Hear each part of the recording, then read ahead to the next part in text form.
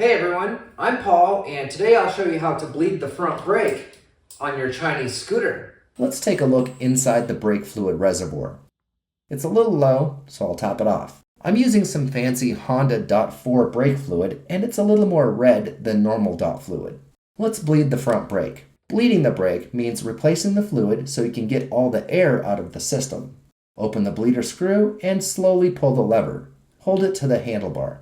You'll see brake fluid coming out of the caliper and probably some air bubbles. Close the bleeder screw. Slowly release the brake lever. Open the bleeder screw, hold the brake lever.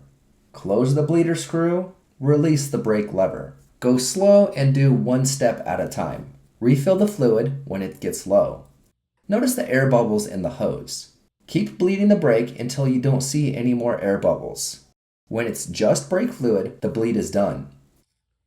Adjust the handlebars to get the brake fluid reservoir as close to level as possible, then fill the fluid almost to the top. Install the rubber diaphragm and cap. A little fluid might spill out because it's completely full. Dot fluid is corrosive and can damage paint and plastic, so make sure to clean it up with some alcohol or water. Make sure the bleeder screw is tight on the caliper and pull the hose off. Old brake fluid is hazardous waste and should be taken to your local oil recycling place. If you just have a little bit like this, you can mix it in with some used oil. The recyclers don't like that, but it's better than feeding it to your neighbor's cat. Bleeding the brake takes about an hour, and brake fluid is cheap. You can buy dot fluid almost anywhere. Auto parts stores, hardware stores, and gas stations all have it. Scooters are just fine with dot 3.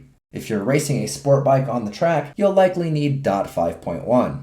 There are different wet and dry boiling points. Dry boiling point is the temperature at which new brake fluid turns into a gas. This is the temperature at which your brakes fail. Over time, brake fluid will absorb water from the air, and that's your wet boiling point. Basically, that's old, bad brake fluid. The boiling point is a lot lower. That's why you should regularly replace your brake fluid. Most people never replace their brake fluid, but it should be done at least once every 2 years.